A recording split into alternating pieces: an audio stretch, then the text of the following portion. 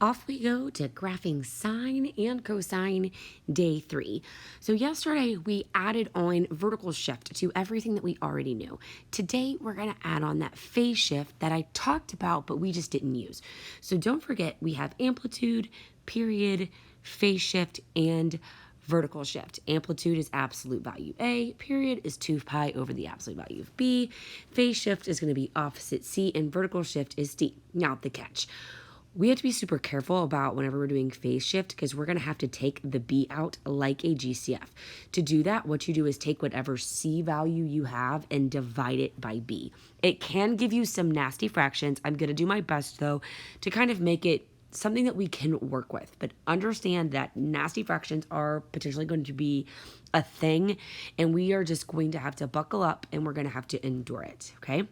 So don't forget, A represents amplitude, period is going to use B, phase shift is going to use C, vertical shift is going to use D. Okay, and I'm even writing out again, we are going to eventually have to take that B out like a GCF. So to do that, we would divide C by B. Okay, so in order for us to do this, to be honest with you, we just have to dive into examples. Forewarning, I am going to be changing parts and pieces of these examples just to make the numbers a little bit nicer for practice purposes. So first things first, let's rewrite that because we don't like putting that plus 2 up front. So we're going to have 2 sine, and then we have to take out the 1/2. Then we're going to have theta. Then 5 over 4 divided by 1/2 is going to give you 5 pi over 2. Plus 2. So now, just like yesterday, I want you to identify all of the players. So our amplitude is 2. For phase shift, for period rather, we are going to do 2 pi over 1/2, which is 2 pi times 2, which gives me 4 pi. Our phase shift is going to be opposite, so it's actually going to be negative 5 pi over 2, which we can think of as negative 2.5 pi.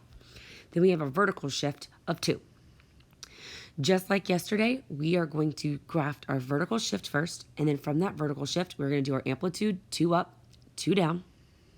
Okay. Then I'm going to plot the points for sine as if it didn't have a phase shift. But you're going to notice I'm going to use these X's. So I have my starting, I have my period, and then I have my middle. And then I'm going to give all of my middle signs. Then what I'm going to do is from these X's, I am going to shift them to the left 2.5 units. Okay, so that's where you're seeing these red dots.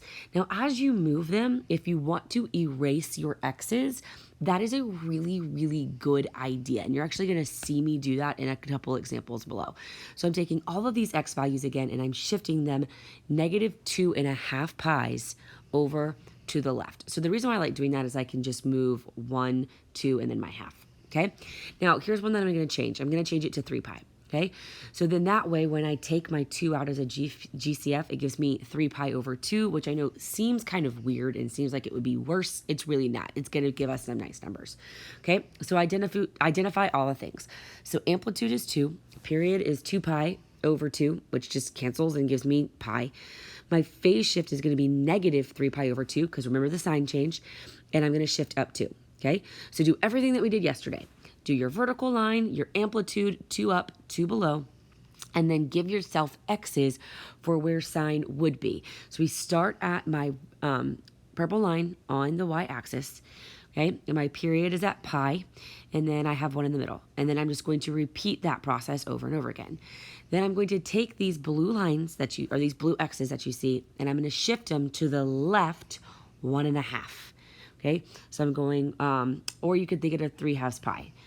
Either way, give yourself some dots.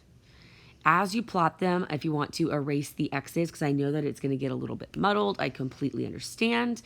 Go ahead and erase those. Okay, now from these first 2 examples, I think it's a little confusing on how I'm getting these, how I'm shifting them. So in the next couple, you're going to see me shift and then erase the X from where I shifted it. Okay, so now from here, we have our 1/2 for my amplitude. For my period, I'm going to do 2 pi divided by 1/4, which is the same thing as 2 pi times 4, which is 8 pi. My phase shift is positive 10 pi over 3, which is about 3.3 pi or 3 1/3 pi. And then I'm going to have a vertical shift up 2. Same process. Do your vertical line first. And actually, what you're going to notice is I'm going to change my y-axis so it's going to spread out so I'm not on top of myself. Okay, so my vertical shift is going to be at 2.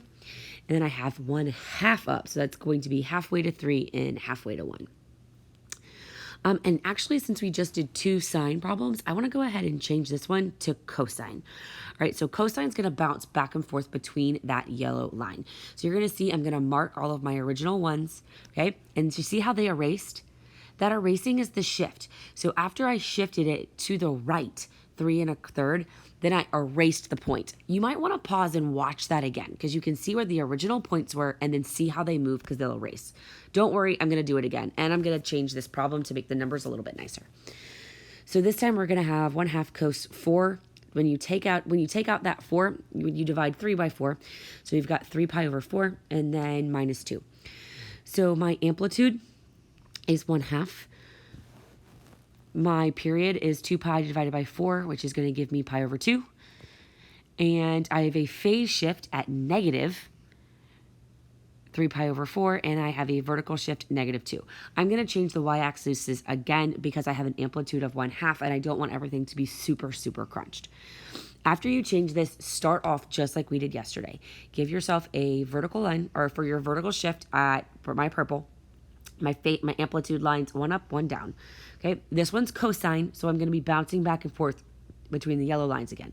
So give your x's from yesterday. So you have your starting point on the y-axis, then I have 1/2, and then in the middle. And I'm going to do that a couple times. After I do that, I'm going to take these x's and I'm going to move them to the left 3 pi over 4. And as I move them, I'm going to erase the x that I just moved.